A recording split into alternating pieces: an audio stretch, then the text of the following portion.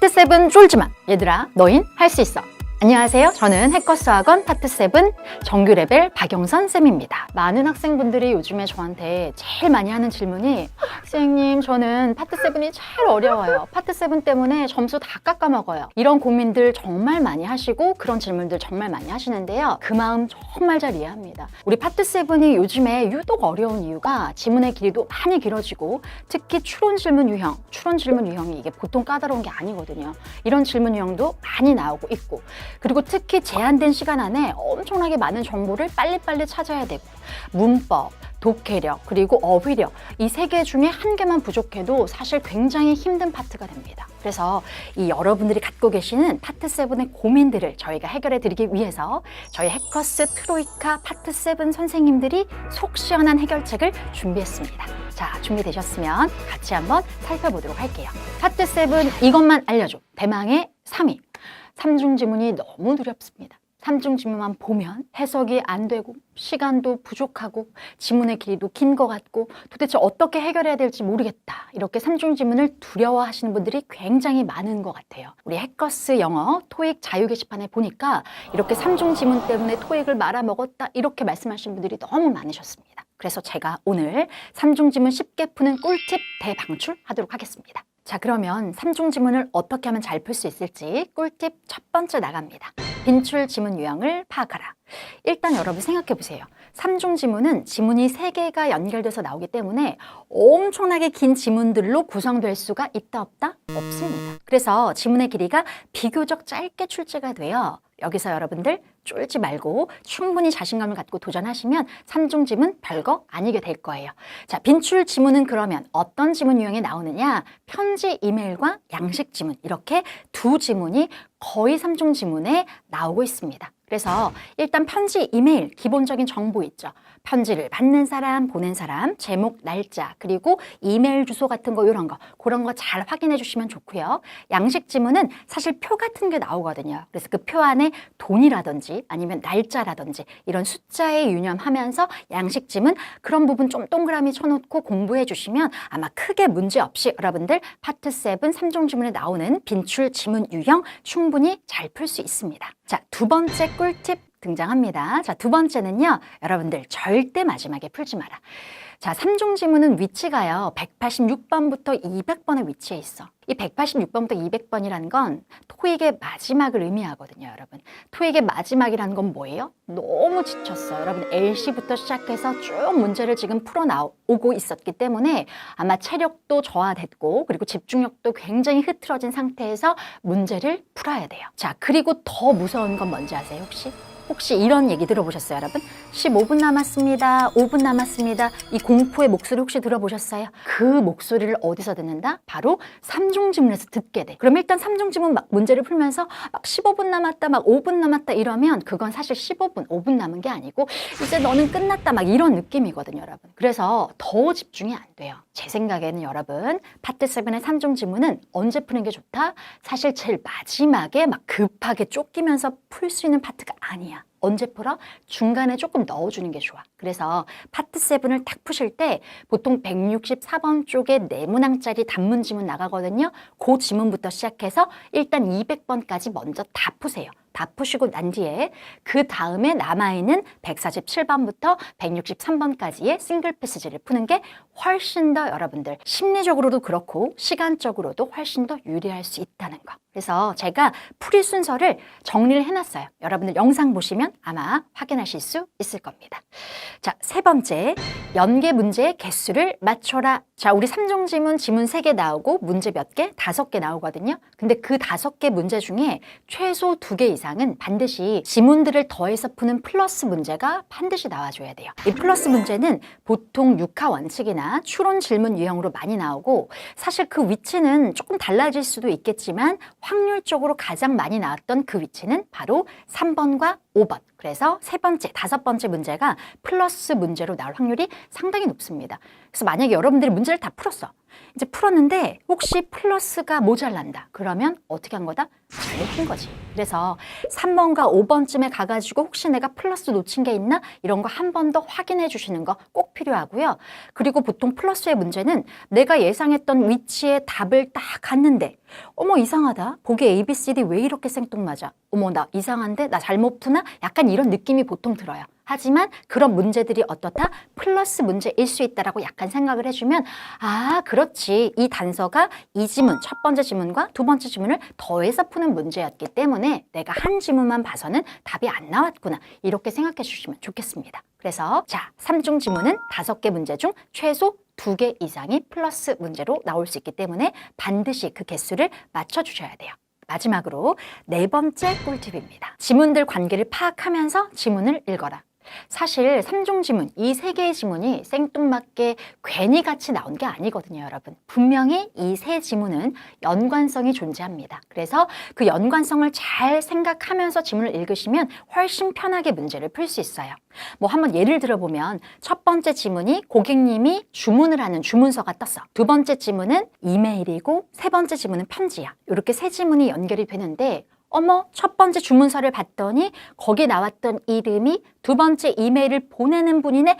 아, 그럼 일단 첫 번째 고객님이 주문을 일단 해놓고 두 번째 이메일 갔더니 그 고객님께서 아, 뭔가 내 주문 좀 바꿔줘 하면서 회사 측에 이메일을 보내고 마지막 3번째 지문 보니까 다시 회사 측에서 고객님에게 편지를 보낸다면 마지막 이메일과 편지글 이것은 주고받는 답장이 되고 분명히 일단 고객님이 먼저 주문을 했고 두 번째, 이 고객님께서 내 주문에 뭔가 좀 바꿔줘 하면서 주문 변경사항이나 아니면 주문 취소나 이런 내용을 담은 이메일을 보내고 마지막 회사 측에서 그에 대한 답변을 했구나. 이렇게 약간 관계들을 조금 생각하면서 문제를 푸는 게 좋고요. 그 다음에 보통 플러스는 그럼 뭐가 나오겠어요? 주문서를 보면서 두 번째 이메일을 봤을 때 고객님이 나 주문 수량을 조금 변경해줘. 아니면 A 제품에서 B 제품으로 조금 바꿔줘. 이런 식으로 플러스 문제가 나올 수 있겠구나 예상하면서 들어가는 게 훨씬 문제 푸는데 수월합니다. 그래서 지문들의 연관 관계 잘 생각하시면서 지문을 읽는 것이 마지막 꿀팁이었습니다. 자, 그러면 까먹기 전에 지금까지 알려드렸던 노하우를 한번 정리해 보도록 하겠습니다. 자, 첫 번째, 빈출 지문 유형인 편지 이메일과 양식 잘 공부하셔야 되고요. 특히 기본 정보를 동그라미 치는 거 잊지 마시고. 자, 두 번째입니다. 이게 멘탈이 약하면 절대 마지막에 안 푸는 게 좋겠죠, 그렇죠? 중간에 넣어서 푸는 거 순서 기억해 주시고요. 자, 세 번째입니다. 연계 문제의 개수를 맞춰라. 비율이 보통 3번과 5번 쪽에서 플러스 문제가 많이 나올 수 있다. 그리고 최소 2개 이상은 플러스다. 이런 개수 맞추는 거 잊지 마시고. 네 번째, 지문들은 분명히 연관성이 있게 묶여서 나왔다. 그래서 지문대로 관계를 잘 파악하면서 지문 읽는 거 잊지 마세요. 안녕하세요. 해커스학원 파트 7 정규 레벨 박영선 쌤입니다. 자, 오늘은 드디어 3중 지문을 저 영선 쌤이 직접 풀어보도록 하겠습니다. 지난 시간에 알려드렸었던 3중 지문 쉽게 푸는 법 꿀팁 4가지 혹시 기억이 나시나요, 여러분? 트로이카 1탄 영상 그거 꼭 보셔야 되는데 혹시 못 보신 분 계시다면 여기를 클릭하셔서 다시 한번 영상 꼭 좀 확인해 주세요.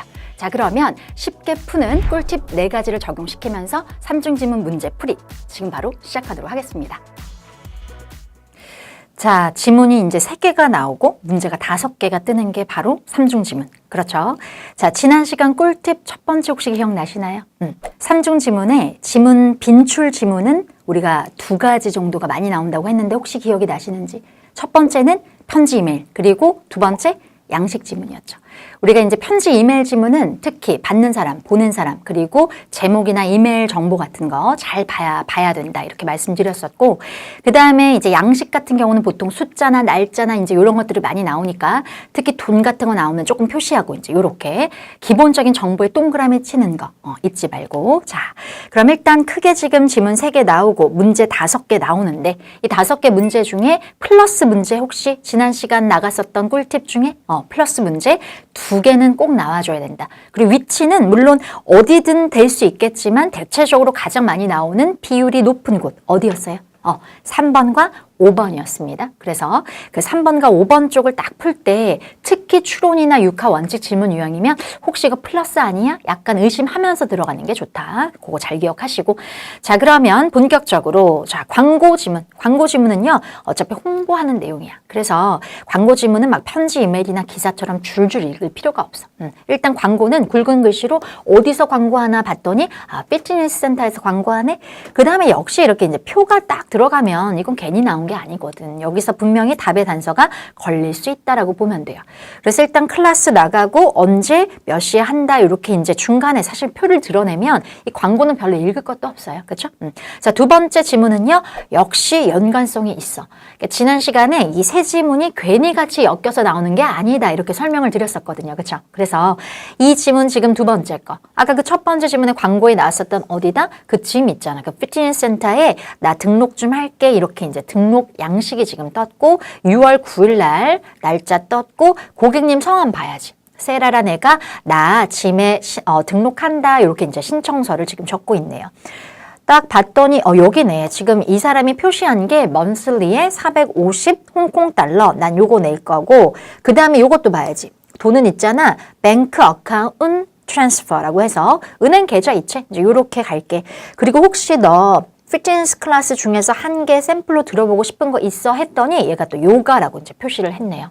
그렇게 두 번째 양식 지문, 빈출 지문 유형이고 이런 기본 정보 같은 거 살짝 봐놓는 게 좋다. 이런 거 잘 기억하시고 자 마지막 세 번째 지문 역시 연관성이 딱 봐도 있네요. 일단 6월 15일자에 짐 측의 고객 서비스 부서. 우리 고객 서비스 부서는 주로 하는 일이 고객님들의 불만 사항을 접수받고 처리해주는 부서야. 그래서 보통 편지나 이메일 글을 받게 되면 저 부서가 고객님이 완전 열받아서 야, 내 돈을 내놔 이런 환불 편지를 받는다거나 아니면 나 주문 좀 바꿔줘. 여기서도 지금 피트니스 센터의 고객 서비스 부서에다가 아까 지금 등록했었던 양식 썼던 그 여자잖아. 저 여자. 그쵸?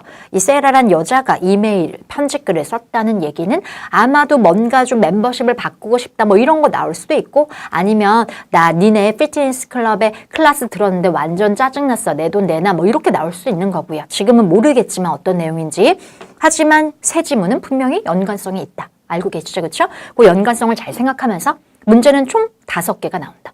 근데 이 5개의 문제의 질문을 전부 다 읽어봤자 다 기억을 못해. 그래서 처음 한 2개 정도, 요 정도 질문 딱 파악해 놓고 차례대로 풀어나가는 게 좋다. 자, 일단 첫 번째 문제. 어떤 클래스를 위켄드라고 나가잖아. 이게 이제 키워드가 딱 위켄드거든. 그러니까 주말에 어떤 클래스를 하냐 이렇게 물어보는 첫 번째 육하 원칙. 우리 육하 원칙은 뭐 난이도가 상당히 낮아. 그래서 이거 1번 지문 가서 위켄드 잡고 에어로빅, 요가, 킥복싱, 댄스 중에 하나만 찾으면 끝나기 때문에 이런 문제는 우리가 사실 뭐 이제 약간 시력 검사? 그래서 이제 눈을 떴나 안 떴나 지금 자니 안 자니 그런 문제야. 그래서 이런 건 뭐 쉽게 풀 수 있다. 두 번째 문제는 이 여자 봤잖아. 이 여자 어디서 봤어요? 두 번째 지문에 아까 신청한다 그 여자 이름이 저 여자야. 그러면 192번은 그 여자 찾아서 A, B, C, D 비교해서 문제 푸는 거. 191번보다는 좀 어려워 보이는 문제입니다. 자, 그럼 일단 우리 첫 번째 지문 위켄드 찾아야지. 갑니다. 자, 첫 번째 지문에서 위켄드 어디 있어? 그냥 눈을 딱 떠. 약간 눈이 침침하면 뭐 인공 눈물 같은 거 조금 넣어도 되고. 그냥 이거 눈을 떴나 안 떴나 이거거든요. 지금 보시면 위켄드 당연히 어디다? 세러데이. 이거 괜찮으세요? 괜찮고. 그 다음에 클래스는 뭘로? 댄스. 이게 끝이에요. 그래서 첫 번째 191번은 간단하게 끝났다. 답은 댄스 하시면 됩니다. 그렇죠? D번. 요건 뭐 괜찮고. 192번 문제 같은 건 조금 봐야지. 일단 두 번째 지문, 이 여자가 처음으로 등장했던 그 지문이 어떤 지문이었어? 양식이잖아. 양식은 사실 막 기사나 편지 이메일처럼 줄줄 읽을 게 없었잖아. 그래서 뭘 먼저 보는 게 좋다? 보기를 먼저 보는 게 사실 훨씬 좋다. 그래서 일단 보기 A, B, C, D 놓고 지문 양식 딱 놓고 왔다 갔다 거리면서 보는 게 좋은데 지금 약간 이제 우리가 이 2개를 놓고 지금 볼 수 있는 상황은 아니니까 제가 일단 보기를 먼저 딱 정리해가지고 지문에 가가지고 그게 나오나 안 나오나 한번 확인해 볼게요. 자, A번입니다. 이 여자 Financial Industry 쪽에서 일한다. 금융계 쪽에서 일하는 여자. 이제 이게 A번이었고 B번은 이 여자 이얼리 멤버십에 등록했다. 이게 이제 B번이고 C번은 이 여자는 필요성이 있어 제출할 무엇을 Proof of Payment라고 해서 지불의 증거를 제출할 필요가 있다. 이게 이제 C번이고 D번은 온라인에서 이 피트니스 클럽에 대해서 읽었었다. 뭐 이런 겁니다. 그럼 일단 A, B, C, D 잡고 어디로 가? 두 번째 지문 가야지. 자, 두 번째 지문 갈게요. 두 번째 지문 가서 한번 볼게. 처음에 Financial Industry 쪽에서 일하나? 이런 거 봐야지. 이 여자의 organization은 조직이란 뜻이 되는데 어차피 조직 뭐예요? 사람들이 모여서, 인간들이 모여서 만든 단체가 조직, 즉 회사를 의미할 수 있다는 거. 회사 이름을 딱 봤을 때 이것만 봐서 우리가 얘가 파이낸셜 인더스트리에서 일하는지 알 수 없거든. 그래서 일단 금융계 쪽에서 일한다. 이건 좀 아닌 것 같고, 그 다음에 이 여자가 monthly에 표시를 했기 때문에 yearly 돼, 안 돼? 안 되겠죠, 그쵸? yearly 쪽도 아니야. 그럼 뭐야? 뭐가 나올까? 아, 여기 은행 계좌 이체하는 사람 요 밑에. 자, 은행 계좌 또는 인터넷으로 이체할 거야? 그러면 아래에 있는 여기 밑에 있는 은행 정보, 계좌 정보 요거 이용하면 되고, 맞네. 여기 있네. 자, send proof of payment to billing 하면서 이메일 주소 나가잖아. 그럼 이 여자는 은행 계좌 이체를 선택하기 때문에 뭘 보낼 필요가 있다? 돈을 냈다는 그 증거를 보낼 필요가 있는 거 맞잖아. 그래서 답은 192번 어떻게? C 하면 된다 이렇게 보시면 돼요. D번은 뭐 근거가 아마 읽어보시면 없습니다. 그래서 답은 C. 이렇게 두 문제가 해결이 됐어. 자, 그러면 우리가 지난 시간에 말씀드렸던 꿀팁 중에 그 플러스 문제 기억나세요? 플러스 문제가 반드시 몇 개 이상? 2개 이상 있어야 되는데 문제는 이제 꼴랑 3개밖에 안 남았어. 그러면 193번 그 세 번째 문제부터 약간 이게 플러스가 아닐까를 조금 생각하면서 문제 푸는 게 낫겠다. 그쵸? 자, 세 번째 문제 추론입니다. 추론은 사실 가장 우리 수험자가 어려워하는 질문 유형. 추론은 좀 생각이란 걸 해야 되거든. 이 생각하는 게 사실 쉽지가 않아요. 요새 조금 생각하면서 사세요. 생각을 해야 돼. 근데 이제 이게 나만의 생각에 빠지신 분들이 많으세요. 그래서 나만의 생각은 오답의 지름길 이런 거 약간 조금 한 10번 복장하고 질문 유형 사실 추론은 공부를 좀 하셔야 돼요. 그래서 일단 추론은 지문 속 근거 문장을 잡고 거기서 이제 정상사고, 정상인의 범위 안에서 생각했을 때 답이 나올 수 있는 그 정도까지가 답이야. 그래서 추론 질문 유형 연습 많이 하셔야 되고요. 일단 여기 추론 문제 떴고 이 지금 피트니스 센터는 뭐 딱히 키워드도 아니지. 이 문제에 대한 키워드 없는 추론 문제 약간 난이도 있어 보이고 세 번째 걸리면서 추론이면 이거 거의 플러스일 확률이 상당히 높다. 약간 이런 감이 와. 그럼 일단 우리 어느 정도는 알고 있잖아. 첫 번째 광고, 두 번째 우리 아까 짐에 신청하는 양식 봤을 때 어느 정도 이 짐에 대해서 조금 안단 말이야. 그럼 일단 A번부터 잠깐 한번 볼게요. 자, 2개 다른 장소에서 클래스를 제공한다. 뭐 그게 만약에 있다면 근거를 찾아줘야지. 자, B번입니다. 자, L이랑 이 여자 아까 그 여자잖아. 세라라는 여자. 이 여자 두 번째 지문에 있었잖아. 자, 두 번째 지문에 있었던 이 여자에게 요가 어디서 봤는데? 요가 아까 너 혹시 우리 피트니스 클럽의 클래스 중 한 개 듣고 싶어? 이랬을 때 얘가 요가 표시했었거든. 아, 그거 말하나? 요가 클래스에 대해서 돈을 부과하지 않았다. 공짜로 듣게 해줬나? 약간 플러스의 느낌이 살짝 나면서 그쵸? C번입니다. 스파를 운영한다는 얘긴데요. 프레머시스란 표현은 우리가 보통 이제 건물이야. 그래서 이제 지붕 달려있는 비를 피할 수 있는 지붕 있는 건물은 다 프레머시스. 그래서 뭐 학교도 프레머시스, 쇼핑몰도 프레머시스. 여기서 이제 이 짐을 말하겠죠. 피트니스 센터에 스파가 있다는 얘기인데 모르겠어요. 한번 근거 있는지. 그 다음에 D번입니다. 이건 monthly 뉴스레터니까 매월 소식지를 지금 발간한다. 뭐 자체적으로 매월 소식지를 발간한다. 뭐 이런 게 일단 플러스의 단서로 잡히면 좋겠는데 모르겠어. 일단 저는 가장 지금 의심이 되는 보기 B번. 요가 한번 볼게요. 요가 일단 먼저 어디 간다? 두 번째 질문 가야지. 갔을 때 우선 얘가 요가 여기 표시를 했거든요. 요가. 근데 이게 공짜인지 아닌지는 우리가 일단 알 수가 없어. 그러면 혹시 광고글에 우리 공짜로 뭐 어떻게 해줄게 이런 게 나올 수 있나 생각해서 어느 지문 참고? 첫 번째 광고 지문. 자, 참고했을 때 전반부 우리 안 읽었으니까 한번 읽어볼게요. 갔더니 이래.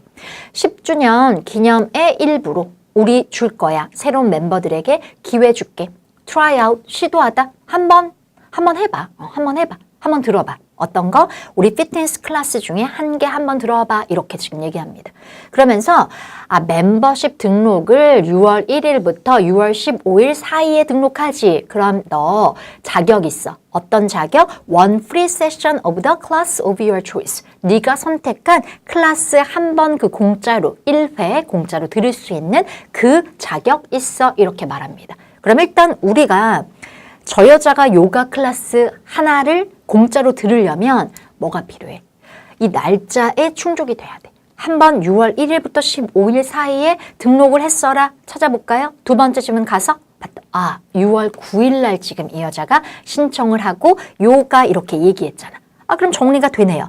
2번 지문, 1번 지문을 더해서 이 짐, 즉 피트니스 센터는 어떻게 한 거예요 지금? 그렇지. L이란 여자에게 요가 클래스에 대해서 돈을 부과 안 했겠지. 공짜로 들어봐라 이렇게 지금 홍보했으니까 답은 1번 지문, 2번 지문 더해서 푸는 플러스 문제, 연계 문제 하나 완성.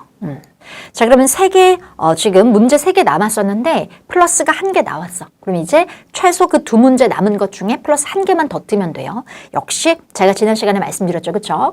확률적으로 3번째 문제에서 플러스가 뜰 확률이 높다. 이런 거 잘 기억하고. 자, 그 다음에 이제 마무리. 4번째, 5번째 문제가 남는데 편집글 몇 번째 지문? 3번째 지문의 목적 1개. 이 목적 1개는 뭐 어렵지 않습니다. 그냥 목적이 여러 개 나오는데 그 중에 1개만 걸리면 끝이기 때문에 난이도는 그닥 높지 않아.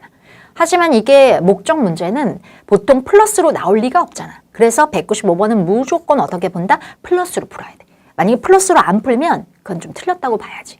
그래서 195번은 딱 봐도 느낌 아니까. 이거 딱 플러스잖아. ABCD 돈은 아까 먼슬리 기억나세요? 450 홍콩 달러. 그거 2번째 지문. 그 다음에 195번은 이렇게 나가거든. 얼마의 돈을 우리가 컬리가 하면은 직장 동료잖아. 그래서 자, L이란 여자의 그룹에 있는 직장 동료들이 각각 멤버십에 돈을 얼마를 낼지를 물어보는 뭐 돈 문제예요. 자, 그럼 일단 우리 3번째 편집글 가서 읽어봐야지. 자, 3번째 지문 가서 편집글은 이제 조금 이제 구어체 느낌으로 썼기 때문에 한번 쭉 가면서 좀 읽어줘야 되는 대표적인 지문이죠.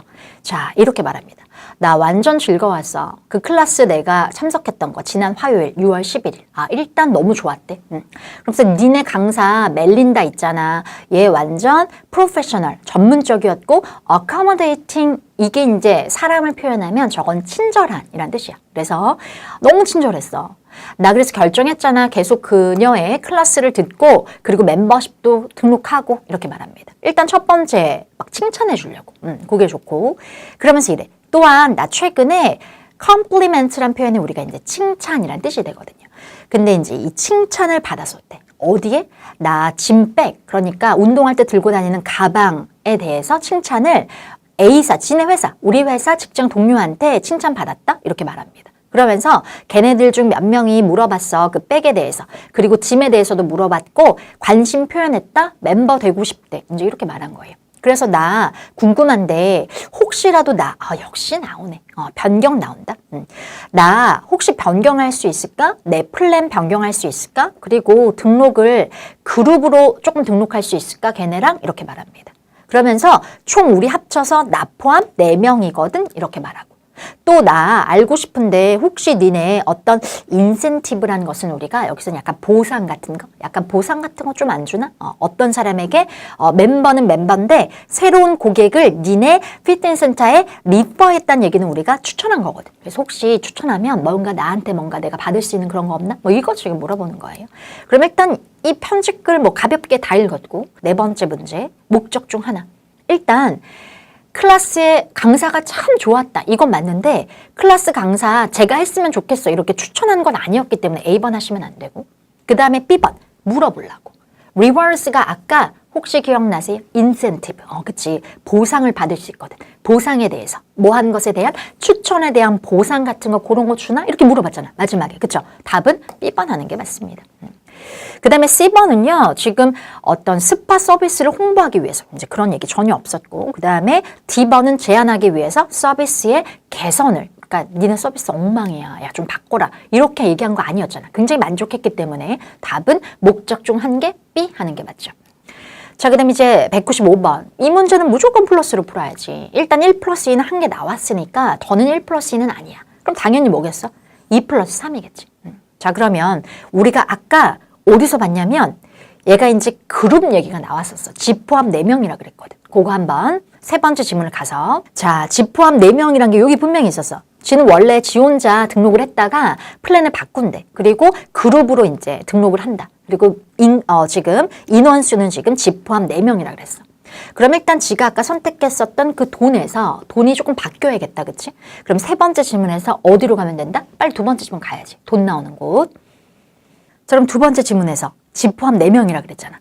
자, 그러면 4명 또는 그 이상의 사람이 내야 되는 그 돈을 봐야지. 근데 애뉴얼은 아니잖아. 먼슬리로 가야 되는 게 맞기 때문에 자, 얼마? 400 홍콩달러. 이렇게 세 번째 질문, 두 번째 질문 더해서 푸는 플러스 문제 마지막 거 완성하면서 플러스의 개수 충족시키면서 그쵸? 자, 그러면 마지막 문제 답은 어떻게? 아까 봤었던 마지막 답은 D번 400불 이렇게 하시면 끝. 그쵸? 그래서 삼중짐은 어렵지 않습니다. 자, 여러분 어떠셨나요? 우리 삼중짐은 여러분들이 무서워했고 막 쫄고 그런 파트였지만 제가 알려드렸던 꿀팁 4가지 잘 적용시키면서 문제 푸니까 정말 파트 7의 삼중짐은 별거 아니다. 이렇게 된 거 맞죠? 자, 자신감을 가지시고요. 지피지기면 100점 100승입니다. 파트 7의 삼중지문, 연계 문제들의 지금 개수 잘 확인하고요. 지문들 관계 잘 생각하면서 문제 푸시면 오히려 단문보다 더 쉬운 파트가 된다는 거 잊지 마시고요. 파트 7 이것만은 알려줘. 자, 오늘은 제가 제 3위 삼중지문 쉽게 푸는 법에 대해서 자세히 알려드렸습니다. 안녕하세요 여러분, 저는 해커스 트로이카 777의 표희정 쌤입니다. 여러분 파트 7 어떠세요? 파트 7은 공부하시기 전에 수능 영어하고 가장 유사하다 보니까 가장 익숙하게 느껴지실 수 있어요. 그러니까 지문 주어지고 거기 딸려있는 문제 푸는 게 같잖아요. 근데 그래서 공부를 많이 안 하신단 말이야. 대충 해. 이거 괜찮겠지. 그냥 지문 있으니까 지문 읽으면 되겠지. 이렇게 생각하고 가신단 말이야. 근데 가셔서 막 20개를 찍는 기적을 맛보면서 7이 이렇게 어려웠니? 새삼스레 느끼실 수 있어요. 그래서 여러분께 어렵게 느껴지실 수 있는 이 7을 어떻게 하면 쉬우면서도 빠르게 풀 수 있는지에 대한 꿀팁 전수해 드릴 겁니다. 그 전에 이전 영상 보고 오셨나요? 박영선 쌤께서 삼중지문을 어떻게 하면 빨리 그리고 쉽게 풀 수 있는지에 대한 꿀팁도 전달해 주셨습니다. 그거 아직 못 보셨으면 여기 꼭 클릭하셔가지고 보고 오시고요. 자, 그렇다면 파트 7 이것만은 알려줘! 대망의 2위! 선생님, 어떻게 하면 파트 7은 쉬우면서도 빠르게 그리고 정확하게 풀 수 있을까요? 이거 참 쉽지 않죠, 여러분? 쉽고 빠르게 풀고 싶은데 또 정확해야 돼. 그래야 정답이 되니까. 그죠? 그럼 어떤 걸 알려드릴 거냐면 가장 많이 나오는 쉬운 문제이지만 가장 많이 나오는 육하원칙 문제를 어떻게 하면 빠르면서도 정확하게 풀 수 있는지에 대한 꿀팁 전달드릴 겁니다. 자, 출발! 자, 육하원칙 문제는요, 질문에서 키워드를 잡는 것이 핵심입니다. 키워드라는 건 뭐냐면 말 그대로 키워드, 키워드라는 게 뭐예요? 핵심어죠. 그래서 질문의 엑기스에 해당하는 핵심을 담고 있는 표현을 잡아주시고요. 그 핵심에 해당하는 표현을 잡고 지문을 쭉쭉 읽어 내려가시다가 내가 질문에서 잡았던 그 핵심어, 키워드와 관련되어 있는 부분이 나오면 스탑하고 정답 찾고 지나가시면 되겠습니다. 자, 그럼 여러분들이 조금 더 쉽게 이해하실 수 있게 예시를 알려드리도록 할게요. 여러분 공지가 하나 있었는데 어떤 폼을 제출하는 방식에 대해서 알려주는 공지글이었어요. 근데 문제가 What must be included with the form? 이런 식으로 나왔어요. 자, 폼에 꼭 포함되어져야 되는 건 뭐냐? 자, 여기서 키워드 생각하셔야 돼. 이 폼에 되어줘야 되는 거 뭐냐? 라고 질문이 나와 있으면 지문상에는 죽었다 깨나도 include하고 관련된 표현이 나와 있겠죠. 그게 바로 뭐예요? 그게 키워드예요. 자, 그러면 이 include란 표현은 지문에 그대로 등장할 수도 있고 재표현이 돼서도 등장할 수 있죠. 그럼 재표현이 돼서 들어갔다면 어떤 표현 같은 게 있을 수 있냐면 같이 한번 예상해 보시자. 뭐 같은 게 있을까? 동봉하다? 그쵸? include 같은 거 괜찮네. 같이 보내는 건 뭐죠? send with 괜찮죠? 그 다음에 포함시키다라고 include 그대로 나올 수도 있고 아니면 첨부시켰다고 할 수도 있죠. 그럼 뭐라고 할 수 있죠? attach 이런 거 나올 수 있겠네. 그런 관련 표현이 나와 있으면 스탑하고 정답 찾고 지나가세요. 자, 그러면 실제 근거 어떻게 나왔습니까? Be sure to attach the reference 이렇게 나왔네요. Be sure to attach the reference. 그럼 어태치해서 동공이 마구 흔들려. 하면서 정답 찾아내시면 되겠죠. 그러면 뭐를 동봉했다는 얘기예요? reference 동봉했다는 얘기죠. reference가 뭐죠? 그렇지. 추천서. 자, 그러면 추천서가 정답인데 그럼 보기에 reference가 그대로 나와 있으면 눈만 있으면 찾겠죠. 근데 ETS는 눈만 있으면 찾길 원하지 않아. 그러니까 재표현이 중요할 수밖에 없습니다. 자, 그래서 뭐라고 재표현되어 나왔냐면 An employer's evaluation of candidates' skills and knowledge 이렇게 나왔다고요. 됐습니까? 왜요? 왜 추천서가 그렇게 재편이 될 수 있냐면 회사에 평가한 거잖아요. 그 후보자의 기술과 지식에 대한. 맞습니까? 그래서 이런 식으로 재표현되어 나와 있다 한들 근거를 잘 잡으셨다면 정답으로 잘 도출해내시면 됩니다. 자, 그럼 무엇을 키워드로 잡아야 할지 알려드립니다. 일단 첫 번째, 고유명사 있는지 확인해 보세요. 고유명사는 정말 고유한 이름이니까 뭐 사람 이름, 뭐 장소 이름 또는 회사명이라든지 요일 같은 거 있죠? 그런 게 있으면 키워드로 잡히기가 쉽습니다. 이런 고유명사는 아무래도 재표현이 잘 안 되다 보니까 눈에 잘 띄죠. 그러니까 고맙게 이쁘니 고맙게 키워드 처리하시면 되겠습니다. 자, 그래서 실제 그럼 예시 하나 들어드리면 뭐 이런 거 어떻습니까?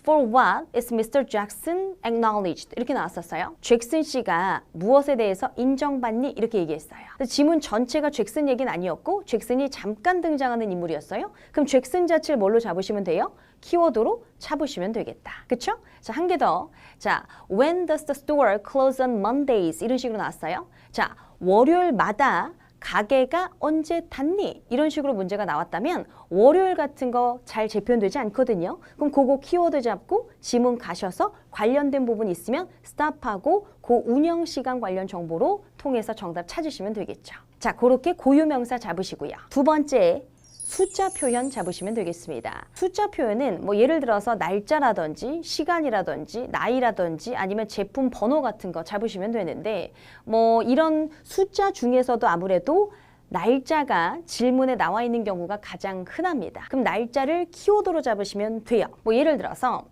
What will happen on July 2nd? 뭐 이런 식으로 나왔어요. 자, 그러면 7월 2일 날 무슨 일이 있을까? 이렇게 나왔으면 7월 2일 키워드를 잡고 지문을 읽다가 7월 2일 나와 있으면 스탑하고 정답 찾고 지나가시면 되겠습니다. 자, 근데 모든 질문이나 모든 보기에 이런 고유명사나 숫자 표현이 있진 않죠. 그러면 그 외에 어떤 것들을 또 키워드로 잡아보실 수 있냐면 핵심을 보여줄 수 있을 만한 뭐 동사, 명사, 부사, 형용사 이런 거 다 잡으시면 돼요. 너무 이쁘죠? 이쁘니. 자, 그러면 누구를 이쁘니로 잡아볼까? 자, 예시 하나 또 들어볼게요. 자, 어떤 예시 있냐면 Who will deliver a lecture on company regulations? 이런 식으로 나왔어요. 누가 회사 규정사항에 대해서 렉처를 진행할까? 이렇게 나왔단 말이죠. 자, 그럼 여기서 누구 이쁘니 잡으시면 되겠습니까? 같이 생각하셔야지. 누구 잡으시면 돼요? Company regulations 잡으시면 되겠죠. 회사 규정사항에 대해서 누가 얘기하냐라고 물어봤으니까 지문상에 가셔서 규정사항과 관련된 부분 찾으시면 됩니다. 자, 하나 더 해볼까요? 자, what event will take place at multiple venues? 이런 식으로 문제가 나왔어요. 자, 그러면 여러 장소에서 어떤 행사가 열리게 되냐라고 하죠. 그 문제에서의 핵심은 뭐죠? 여러 장소에서 열리는 행사가 뭔지 궁금하셔야죠. 그럼 누구를 키워드로 잡으시면 되겠어요? 무엇을 키워드로 잡으시면 되겠어요? at multiple venues 이런 식으로 잡으시면 되겠죠? 그럼 지문 가셔서 그것과 관련된 부분 나와 있으면 근거의 위치니까 스탑하고 정답 찾고 지나가시면 되겠습니다. 자, 그 다음에 이제 네 번째인데요.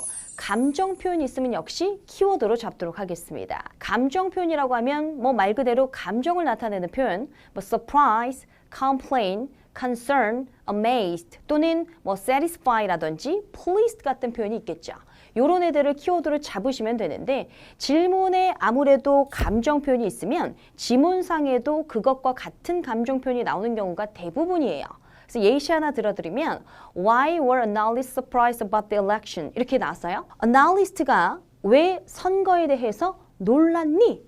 다시요. 분석가가 왜 선거에 대해서 놀랐니? 이렇게 나오면 누구 키워드 잡으시면 되겠어요? 그쵸? surprise 잡으시면 되겠죠? 그럼 surprised 잡으시고 지문에 가셔서 놀라다라는 관련 표현 나와 있으면 stop.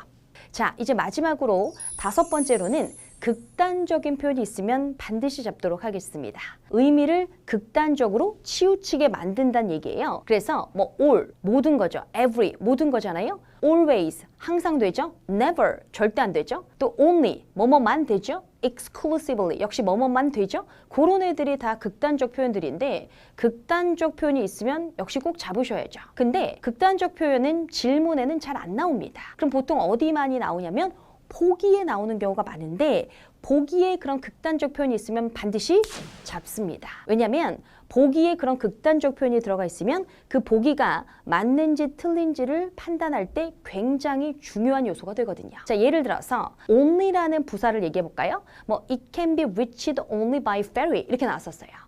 여객선으로만 그곳에 닿을 수 있다. 그럼 빠르게 뭘 잡아줘야 돼요? 정말 여객선으로만 닿을 수 있는지를 보셔야 된다는 얘기예요. 아시겠죠? 그래서 이렇게 키워드를 잘 잡아내시고 질문이나 보기에서 잡으시는 거 연습 꼭 해주셔야 되겠고요. 질문에서 키워드 잡고 지문에 가셔서 관련된 부분이 나와 있으면 스탑하고 정답을 빠르면서도 정확하게 도출해내실 수 있어야 되겠습니다. 여러분, 제가 오늘 6카운칭 문제를 어떻게 하면 빠르면서도 정확하게 풀 수 있는지에 대해서 알려드렸습니다. 여기서 또 중요한 것이 제표현을 정확하게 파악하는 것이겠죠. 그래서 어휘 공부에도 힘써주시는 거 잊지 않으셔야 되겠습니다. 안녕하세요 여러분, 저는 해커스 트로이카 777의 표희정 쌤입니다. 제가 지난 시간에 6화 원칙 문제를 어떻게 하면 빠르면서도 정확하게 풀 수 있는지에 대해서 꿀팁 알려드렸었죠.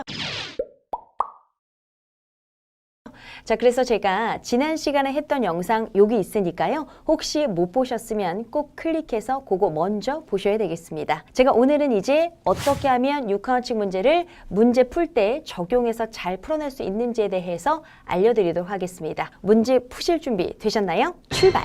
자, 그럼 제가 첫 번째 예시로는 이 지문에서 한 문제만 풀어보도록 할 건데요.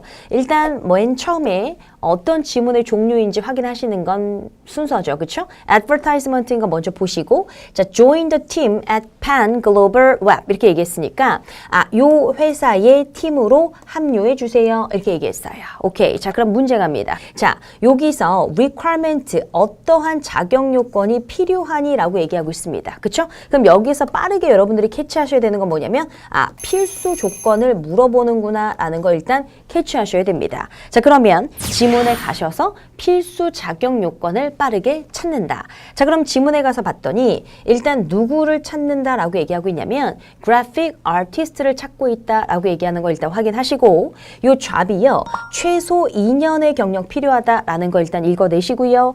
applicant must. 자, must가 당연히 무슨 조건이겠다라고 보시면 되겠습니까, 여러분?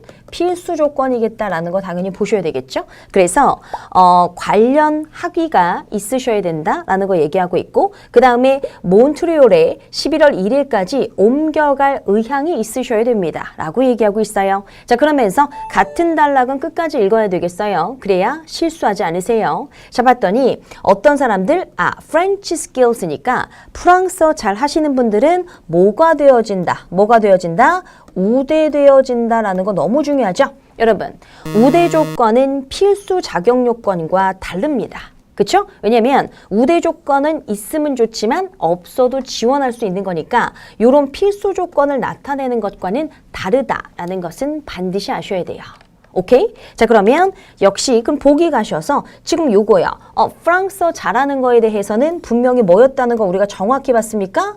우대 조건이었다는 거 정확히 보셨죠? 그러니까 너는 X 이렇게 가시면 되겠고 아까 나왔던 여러 가지 자격 요건 중에서 분명히 이사갈 의향이 있으셔야 된다라고 얘기했었잖아요. 자, 그러니까 정답 몇 번 가시면 되겠어요? D번 이렇게 정답으로 잘 찾아내시면 되겠습니다. 자, 이제 두 번째로 제가 이메일 어떻게 푸는지 자세히 알려드리도록 할게요. 워낙에 모든 지문들 중에서 이메일이 나오는 경우가 제일 흔하잖아요. 그래서 6카운칭 문제 풀이 방법도 말씀드리면서 이메일을 어떻게 잘 봐야 되는지에 대해서 알려드리도록 하겠습니다. 잘 집중해서 보세요. 자, 일단은 이메일 같은 경우는 여러분 절대적으로 나오는 정보가 발수신자죠. 그쵸? 그래서 발수신자 정보가 기본적으로 확인되어져야 될 가능성은 높고 그리고 중요한 건 뭐냐면 이메일 주소가 굉장히 중요한 역할을 해요. 왜 이메일 주소가 굉장히 중요한 역할을 하냐면 주소 자체에 지금 여기 보시는 것처럼 펜스 스튜디오스라고 티가 나는 것처럼 소속 업체라든지 그쵸? 소속 업체라든지 아니면 소속 부서 같은 것에 대한 정보가 나와 있을 가능성이 굉장히 높기 때문에 이런 정보가 굉장히 중요한 정보가 될 수 있다. 왜? relationship을 파악을 하는데 도움이 되죠. 지금 여기서도 보시는 것처럼 그럼 요 발수신자끼리의 관계는 동료끼리겠다라는 것을 충분히 예상하시면서 읽으실 수 있다는 얘기고, 그럼 일과 관련된 얘기를 하지 않겠느냐라고 예상하실 수 있죠. 자, 그래서 밑에 내려가셔서 환급과 관련해서 얘기하겠다.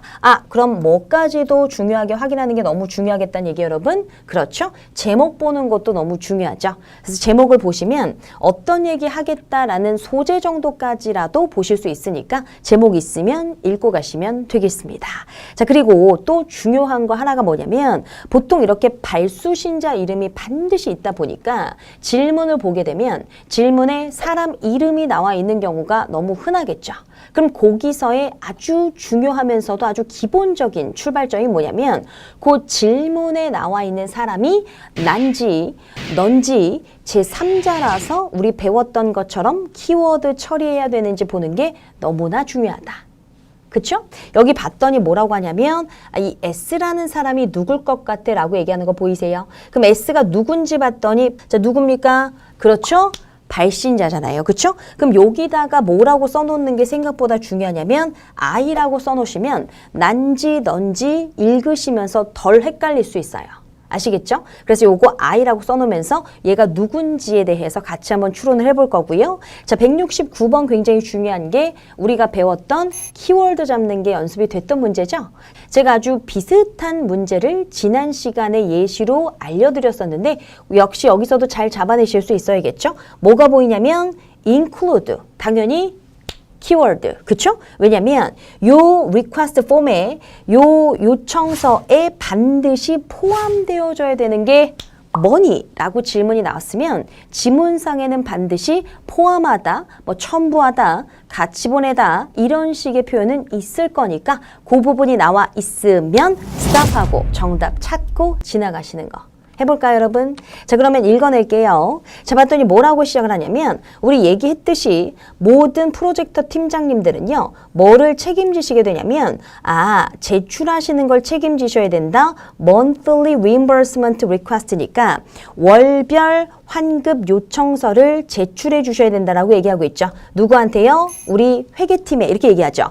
왜 제가 여기서 우리 회계팀에 라고 얘기를 했냐면 아까 전에 제가 부서도 주소에 나와 있을 수 있다고 했잖아요. 그럼 주소를 봤더니 여기 뭐가 나와 있냐면 어카운팅이라고 나와 있는 거 확인하실 수 있으니까 이 S라는 발신자가 회계부서에 속해 있는 직원이겠다라는 예상하실 수 있죠. 그래서 회계부서에 속해 있는 직원이 지금 프로젝트 팀장님들한테 우리 부서한테 요 환급 신청서 내셔야 된다라는 걸 알리는 글이구나. 자, 그러면 168번 정답 가실 건데 정답 몇 번 가시면 되겠습니까? 정답? 그렇죠. 어카운팅과 관련된 회계팀의 직원이겠다. 이런 거 정확하게 유추해내실 수 있어야겠다. 자, 그러면서 이제 다시 갑니다. 자, 봤더니 뭐라고 얘기하냐면 이 환급을 신청하기 위해서 환급 요청서를 작성해 주셔야 된다라고 얘기하는 거 보이시죠? 그러면서 어디서 동공이 마구 확장이 되냐면 그쵸? attach. 여기서 동공이 마구 흔들리면서 아까 전에 우리가 봤던 거 폼에 반드시 포함되어져야 된다는 거. 자, 그럼 attach 있으니까 뭐를 반드시 포함시켜야 된다고 얘기하고 있냐면 원본 영수증을 반드시 포함시키셔야 된다. 그 원본 영수증을 지출과 관련된 그 폼에 반드시 포함시켜셔야 된다. 자, 그럼 랄랄라 당연히 가셔가지고 영수증이 정답이란 말이죠. 근데 제가 지난 시간에도 말씀드렸던 것처럼 영수증에 적절한 제표를 찾는 게 중요하겠죠. 그럼 제표를 봤더니 영수증은 지불의 증거가 되죠. 정답 보이십니까? 정답 몇 번 가시면 돼요? C번입니다. 그래서 여러분 이렇게 proof of payment라고도 나올 수 있고요. 아니면 영수증이 뭐라고도 재표될 수 있냐면 payment 대신에 purchase라고도 굉장히 자주 나오죠. purchase. 왜냐면 구매의 증거니까. 그쵸? 영수증이란 건 지불의 증거도 되지만 구매의 증거도 되니까 정답은 C번이고 proof of purchase라고도 표현할 수 있다. 자, 이렇게 두 개 잘 해결했고요. 자, 170번 보시면 자, 여기서 여러분 또 우리가 아까 전에 제가 말씀드렸던 그 부분 질문에 사람 이름이 나와 있으면 이 사람이 누군지 보는 게 제가 너무나 중요하다고 했죠. 그럼 릭 씨가 뭐를 책임지는 것 같아? 라고 얘기하고 있으니까 릭 씨를 잡고 출발해 보도록 할 거고요. 자, 171번은 아까 봤던 그 영수증과 관련해서 언급 안 된 거. 오케이. 자, 그럼 가보면 그리고 나서 요 원본 영수증을 그 폼에다가 첨부하고 나서 핸드인 제출하라는 얘기죠. 누구한테 제출해요? 어머, 우리가 아까 봤던 키워드 여기 또 나오네. 누구요? 릭 씨한테 제출하세요. 그러면 그리고 나서 그녀가 뭐 할 거예요? 그 다큐멘트를 스캇한테 forward 보낼 겁니다. 뭐 하기 위해서? 평가하기 위해서. 오케이. 자, 그러면 여기서 릭 씨가 뭐를 책임진다는 거 확인하실 수 있냐면 다큐멘트를 얘가 받아다가 스캇한테 넘겨준다는 얘기잖아요. 그럼 얘는 이 환급과 관련된 서류를 정리하는 일을 할 가능성이 높다고 정답 찾아내시면 되겠습니다. 자, 그리고 171번을 봤더니 지금 자, 그럼 이제 영수증에 대해서 물어봤단 말이죠. 아까 영수증에 대한 언급이 계속 됐었는데 조금만 더 읽어보면 그래서 말이야. 리펀드 같은 경우는 캐시로 네가 요청할 수도 있고 아니면 급여 계좌에 입금해달라고 요청할 수도 있고 자, 그러면서 게다가 너 뭐도 알고 있어야 된다라고 하냐면 이 지출이죠. 근데 뭐가 없는 지출이냐면 공식적인 이런 영수증이 없는 지출이죠. 없는 지출 같은 경우는 뭐가 되지 않을 거야? 환급되지 않을 거다. 이렇게 얘기하죠. 그래서 말이야 반드시 니네 그 팀 멤버들한테 리슨 내라고 하렴. 자, 요 정도 중간 정도 읽었으면 이제 여기 가셔서 보기 비교 시작을 하신단 말이죠. 자, 그럼 봤더니 반드시 어카운팅 오피스에 낸다는 거 아까 얘기했죠. 첫 단락에서 어카운팅 부서에 내시라고 했고 그 다음에 아까 전에 방금 전 보셨던 것처럼 요게 요 공식적인 영수증이 없으면은 환급 안 된다는 얘기니까 그럼 결국은 요 리시트이 어떤 정식의 지출의 기록에 대해서 역할을 할 수 있다는 얘기가 되겠죠. 그래서 네가 정말로 이 돈을 썼구나라는 것에 대해서 기록으로서의 역할을 할 수 있다는 거 맞죠? 오케이. 자, B번. 그리고 C번을 봤더니 recurring basis라는 건 뭐냐면 recurring이라는 표현은 되풀이돼서 일어나는 이런 뜻이란 말이죠. 그러면 되풀이돼서 즉 정기적으로 반복적으로 수집되어져야 된다. 자, 이거 보시는 순간 어떤 생각 드시죠? 분명히 아까 우리가 뭐를 봤냐면 monthly로 내주세요라고 얘기했단 말이죠. 그럼 monthly에 내야 되는 이 request form에다가 영수증도 반드시 내달라고 얘기했기 때문에 그럼 영수증도 매달 내야 하는 게 맞죠. 이해가세요? 자, 그러니까 몇 번까지 소거하세요? C번 소거하시면 되겠네. 자, 그럼 정답은 D번인가 보다. D가 정답 맞고요. 자, 근데 D번 보기는 너무 중요한 보기.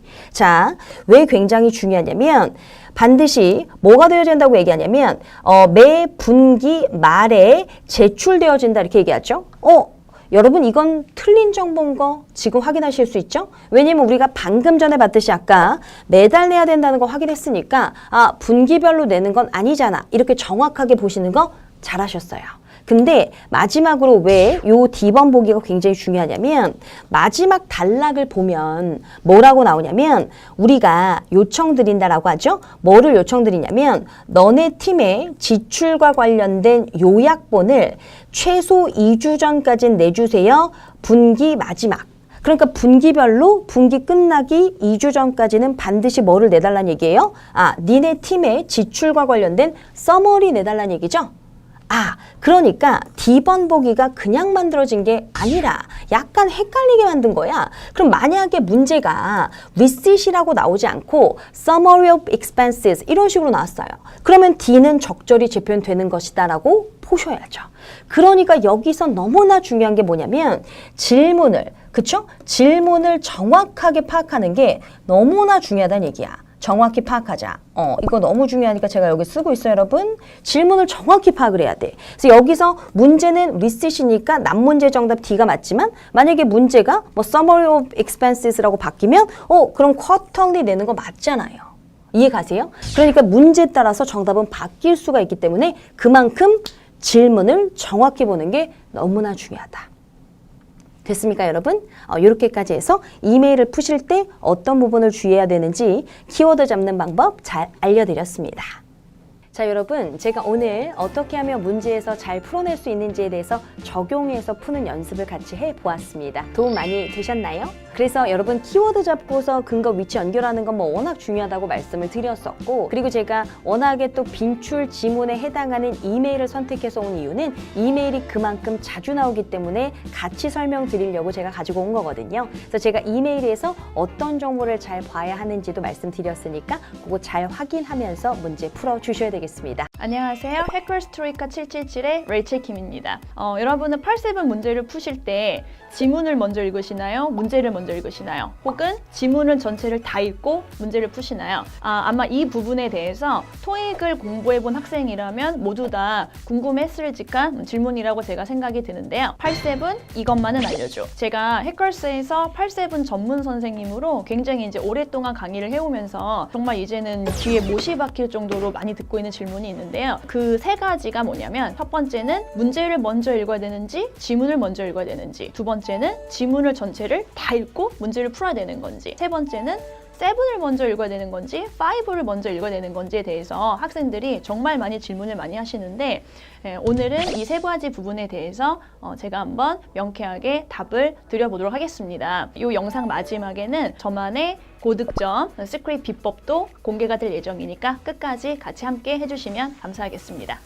자, 첫 번째, 8세븐은 문제를 먼저 읽는 게 맞습니다. 흔히들 이제 학생분들이 수업 시간에 처음 이제 오셔서 많이 말씀하시는 게, 선생님 저는 지문 읽고 문제 읽고 지문 가니까 너무 시간이 많이 걸려요 라고 말씀을 하시거든요. 근데 그거는 당연히 그럴 수밖에 없어요. 이거는 시험 영어이기 때문에 문제에서 물어보는 포인트를 여러분이 확실히 잡아내셔야 돼서 8세븐은 문제를 먼저 보는 게 맞습니다. 하지만 시험을 보러 가는데 8세븐에 나오는 문제의 유형을 완벽하게 내 거로 만들지도 않고 가는 거는 아니겠죠. 그래서 지금 여기서 저랑 잠깐만 7개의 8세븐의 문제 유형을 잡아보실 건데요. 첫 번째, 주제 목적. 두 번째, 육하 원칙. 세 번째, 나추루. 네 번째, 추론. 다섯 번째, 동의어.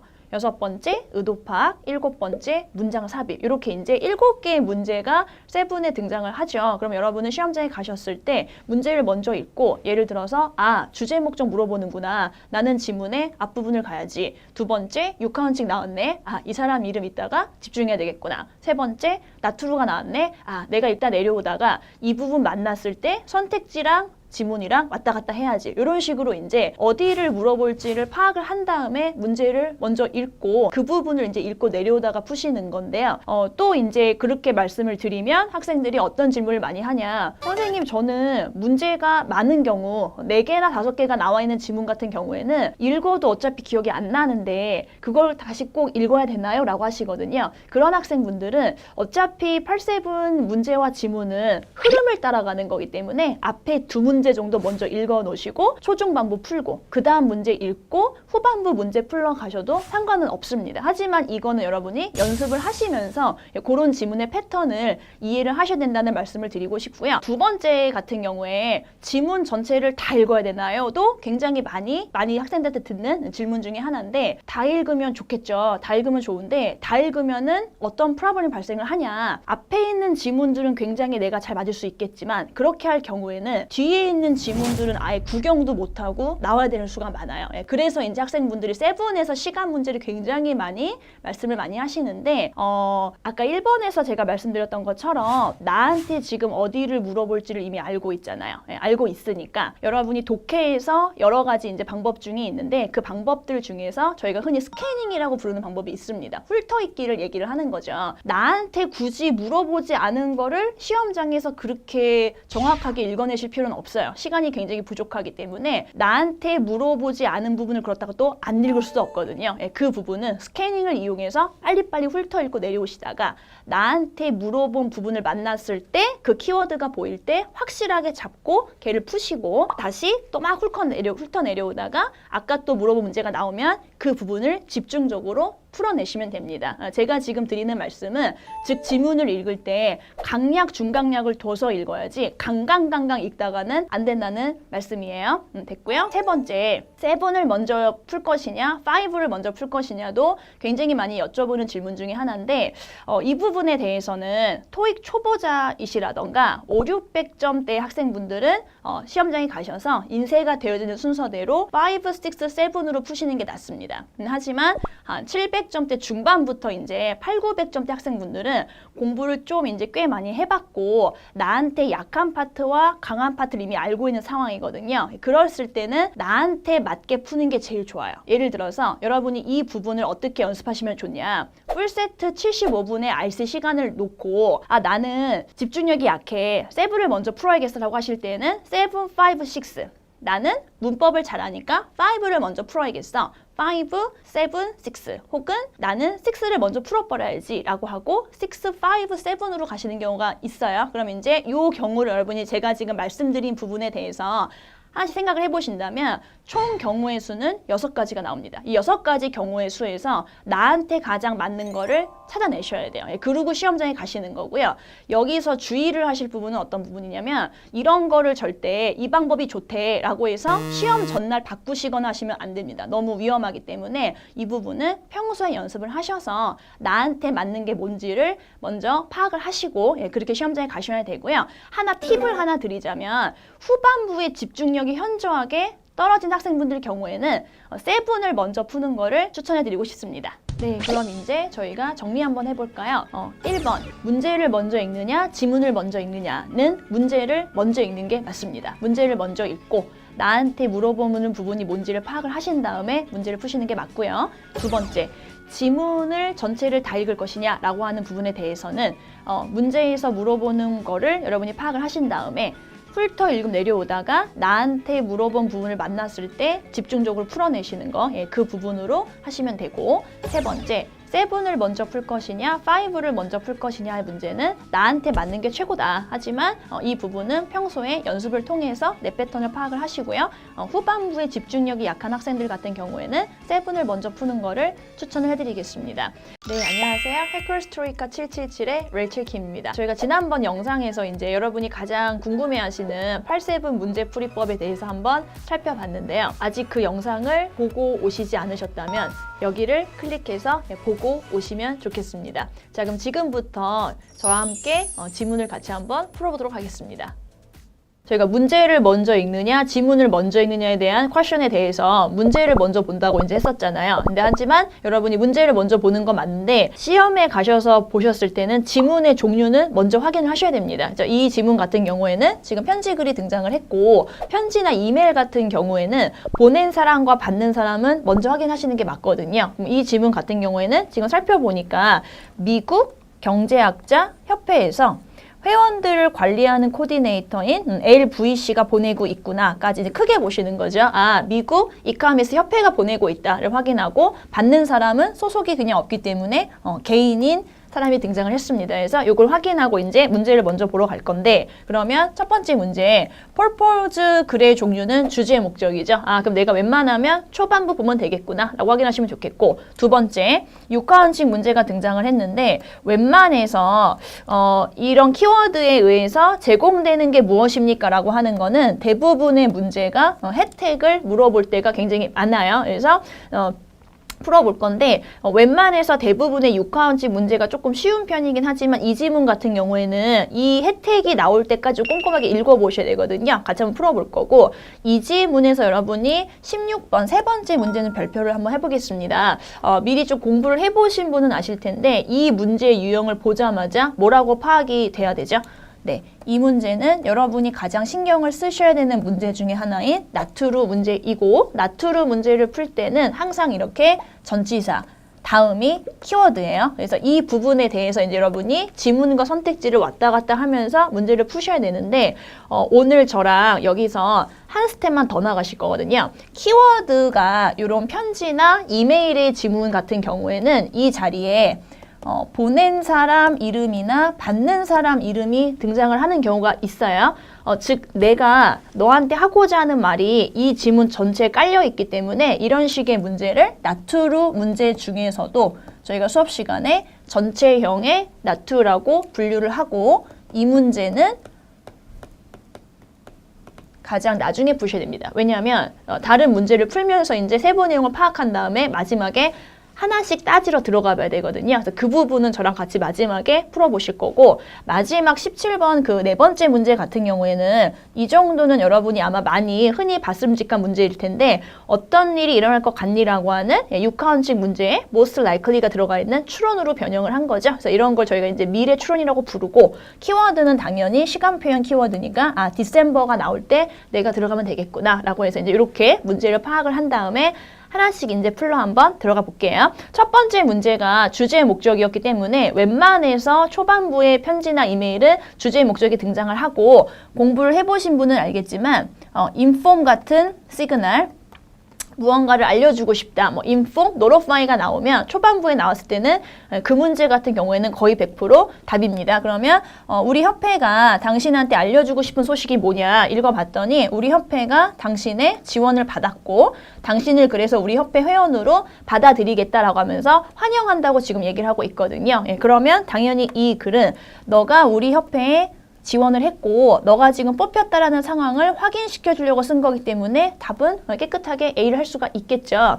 이 문제를 분석을 해보면 거의 대부분의 학생들이 B나 D는 하지 않습니다. 이제 거의 이제 오답에 많이 걸리는 문제가 C 같은 걸 많이 찍으시는 경우가 있는데, 헷갈리시면 안 되는 것이 이 지문은 미국 경제학자 협회가 회원한테 보내는 글인 것이지 여기는 회사도 아니고 정책도 아니에요. 되게 그럴싸한 단어로 이렇게 조합이 된 선택지에 넘어가지 않게 주의하시면 좋겠고요. 그 다음 문제 이제 그러면 이 미국 경제학자 협회가 제공하는 혜택은 무엇인 것이냐? 혜택을 나한테 물어봤기 때문에 그 다음에 답이 나올 건데, 여기서 눈을 반짝 뜨시고 혜택을 나타내는 시그널, 여기 privilege라는 단어가 나와요. 특권이란 뜻인 거죠. 대부분 이제 수업 시간에 저희가 공부를 할 때는 benefit이나 advantage, privilege가 뭐냐라고 이제 같은 이제 라인으로 묶이기 때문에, 그러면 이제 회원이 되어서 당신이 누릴 수 있는 혜택이 언급이 되기 시작을 합니다. 첫 번째는 너 우리 회원 돼서 우리 해마다 열리는 이 오피서를 뽑는 선거에 투표할 수 있는 권리가 생겼다고 얘기를 하고 있거든요. 그러면은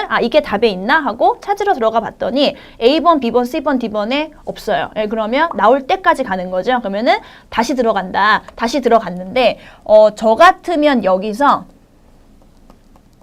17번은 풀 것 같아요. 왜냐하면 아까 간단하게 우리가 봤었던 17번 문제 키워드가 뭐였습니까? 디셈버잖아요. 그럼 디셈버가 나왔으니까 여기 답이 있겠죠. 가서 봤더니, 그러면 디셈버에 어떤 게 일어나냐?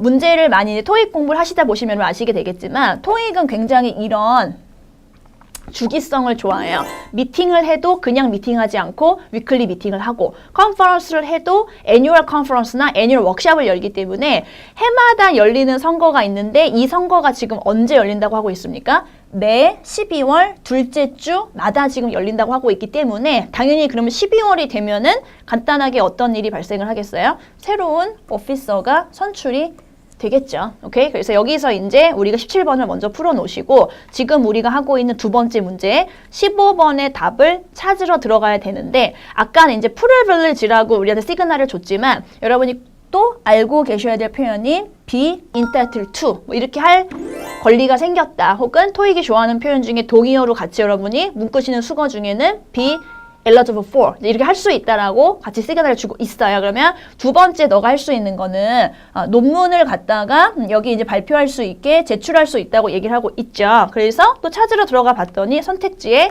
없습니다. 그러면 또 다시 들어가요. 가봤더니 그 다음에 뭐라고 얘기하냐면 contribute라는 단어가 article이랑 붙을 때는 기고한다는 표현이거든요. 너가 우리 간행물 달마다 나오는 이 학술지 Economic Today에다가 기사도 기고할 수 있는 권리가 생겼다고 얘기를 했어요. 그래서 이게 답인가 하고 갔더니 없습니다. 근데 여기서 여러분이 끊지 마시고 꼼꼼하게 다시 보신다면 지금 우리가 달마다 나오는 이 학술지 Economic Today라는 게 있는데 이거에 대해서 너가 뭐 할 수 있는 권리가 생겼다고 얘기를 해요. 웹사이트로 접속할 수 있다라고도 하고 이거에 관한 인쇄된 버전도 일반 우편으로 보내주겠다는 얘기를 하고 있기 때문에 이제 회원이 됐으니까 이 간행물을 볼 수 있는 권리가 생긴 거구나라고 이제 답이 등장을 한 거죠. 그죠? 그래서 이 부분에서 저희가 확인할 수가 있기 때문에 이 문제의 답은 이 publication이라고 상위 개념의 paraphrasing을 하고 있죠. 여러분이 문제 풀 때 이제 항상 제가 강조를 하지만 8세븐의 꽃은 paraphrasing입니다. 지문에 등장한 특정한 단어가 절대로 선택제 반복되지 않고 있기 때문에 이게 이제 흔히 우리가 재표현이라고 얘기하는 어떤 단어로 바꿔서 들어올 거거든요. 여기 monthly journal, economic today를 크게 이제 바꿔서 자기네 간행물에 접속할 수 있는 권리가 생겼다고 지금 재표현이 됐기 때문에 답은 C번을 하시는 게 맞겠죠. 그럼 이제 저희가 아까 마지막에 살펴본다고 했던 전체형의 나투로 이제 16번 문제가 등장을 했어요. 이 문제는 어떻게 푸는 거냐? 저희가 수업 시간에 이제 답을 빨리 찾을 수 있는 저희가 키워드의 우선순위를 공부를 하거든요. 근데 지금 이 시간에서 저희가 다 하기는 조금 그렇고 간단한 몇 개만 같이 보면서 풀고 나머지는 수업 시간에 같이 하는 식으로 한번 보시겠습니다. 육하원칙 문제를 풀 때, 그리고 나투루 문제를 풀 때, 그리고 추론 문제를 풀 때 여러분이 좀 더 유심히 봐야 되는 키워드 우선순위가 있는데 잠깐만 저랑 보시면 항상 숫자가 나오는 키워드, 두 번째는 고유명사, 고유명사 중에서도 대부분 이름이나 직책명, 그죠? 그리고 세 번째는 시간 표현. 시간 표현 중에서도 주기성. 나머지는 좀 더 자세하게 수업 시간에 저희가 이제 보는데 요 정도는 여러분이 기본적으로 알고 가셔야 되거든요. 그러면 전체형 문제를 어떻게 푸는 거냐. 이 문제를 풀자고 다시 읽는 것이 아니라 아까 내가 다른 문제를 풀면서 이미 파악을 해놨기 때문에 여러분이 요 포인트를 들고 찾으러 가실 거거든요. 그러면 어떻게 찾으러 갈 거냐. 갑시다. 그 A번 같은 경우에는 그럼 제가 지금 말씀드린 부분에 대해서 여러분이 적용을 한번 해보신다면 여기서 건드는 포인트를 뭘 하실 수가 있으세요? 예죠. 그죠? 시간 표현, 주기성에 걸리기 때문에 내가 읽어보니까 이 협회는 해마다 선거를 하는 게 나왔었나? 아까 우리가 17번 문제 풀 때 이거를 본 적이 있죠. 뭐라고 얘기했기 때문에? annual election을 한다고 얘기했던 적이 있기 때문에 여기서 확인이 됩니다. 그럼 A번은 맞는 얘기니까 여러분이 여기 오셔서 A를 지웠겠고 B번 같은 경우에도 보시면 지금 우리가 방금 봤던 거랑 똑같이 시간 표현 주기성에 다시 걸려요. on a regular basis는 굉장히 시험에 빈출되는 표현 중에 하나이죠. 그러면 정기적으로 경제 간행물을 지금 발간을 하고 있나? 이거 아까 우리가 문제 풀 때 본 적 있거든요. 어디서 봤습니까? monthly journal이라고 하는 달마다 나오는 학술지 economic today라고 했기 때문에 이거 달마다 나오니까 그러면 정기적으로 나오는 거 맞네 라고 해서 B번도 확인이 됐고 C번에 오시면 자 이제 C번 같은 경우에는 공부를 조금 저희가 수업 시간에 한 부분을 아시면 좀 편하게 갈 수가 있는데 여기 이제 멤버십 카드를 건들고 있잖아요. 토익 지문에서 8세븐 지문에서 직접적으로 안 물어봐도 동복물은 굉장히 중요합니다. 오케이? 뭐 included, attached, sent with, included, accompanied, forwarded라고 이제 하는 그 동복물을 나타내는 시그널이 있는데 안 물어봐도 굉장히 중요했고 그래서 여기 좀 건들고 있는 그러면 동복물이 저희가 보고 있는 뭐를 여기서 아까 건든 게 생각이 나실까요? 멤버십 카드를 여기서 건드렸어요. 그러면 여기 동봉이 되어져 있는 건 당신의 멤버십 회원 카드가 지금 동봉이 되어져 있고 이 회원 카드는 우리 협회가 스폰서하는 모든 이벤트에 올 때 제시하라고 얘기했기 때문에 이 동봉물인 아이디 카드는 협회가 후원하는 이벤트에 올 때는 제시해야 될 필요가 있는 게 맞는 거죠. 그럼 이렇게 하나하나를 확인을 해보니까 어차피 답은 몇 번밖에 안 됩니까? D밖에 안 돼요. 그래서 이렇게 푸시면 되는데 그러면 다시 여기서 저희가 적용해 볼 수 있는 거는 뭐냐? 우리가 아까 문제풀이 그 요령 스킬에서 제가 아까 주의하라고 하라고 말씀을 드렸던 게 건드는 포인트가 여기서 이름 하고 직책명을 지금 건들고 있거든요. 그러면 이 사람 여기 협회에 임원진인가 토익이 좋아하는 단어 중에 하나인 이규 제크리브인가 라고 찾아가 봤더니 아까 우리가 처음에 여러분 여기서 확인할 때 이 사람은 누구였습니까? 회원들을 관리하는 코디네이터인 거지 이 사람은 여기에 임원진이 아니에요. 그래서 아까 저희가 한 것처럼 A, B, C를 지워도 답은 D가 되는 거고 처음부터 여러분 이런 포인트를 들고 가셨을 때도 D가 되는 거기 때문에 이제 어느 거를 먼저 풀고 어느 거를 나중에 풀지가 공부가 되면 좀 편해지거든요. 전략적으로 문제를 풀 수 있으니까 그렇게 수업 시간에 저희가 공부를 할 거고요. 자, 이렇게 어떤 거를 먼저 풀고 어떤 거를 마지막에 풀지 이런 게 이제 여러분이 편하게 되기 시작을 하면은 세븐 문제를 풀 때 시간을 굉장히 적절하게 활용하면서 다 풀고 나오실 수 있거든요. 그래서 문제의 8세븐에 나오는 모든 문제를 완벽하게 숙지를 하시고 키워드를 보면서 어디를 먼저 보고 어디를 나중에 풀지에 대해서만 정리를 하신다면은 세븐 문제를 풀 때 이제 앞으로 되게 재미있게 효율적이게 푸실 수 있을 것입니다.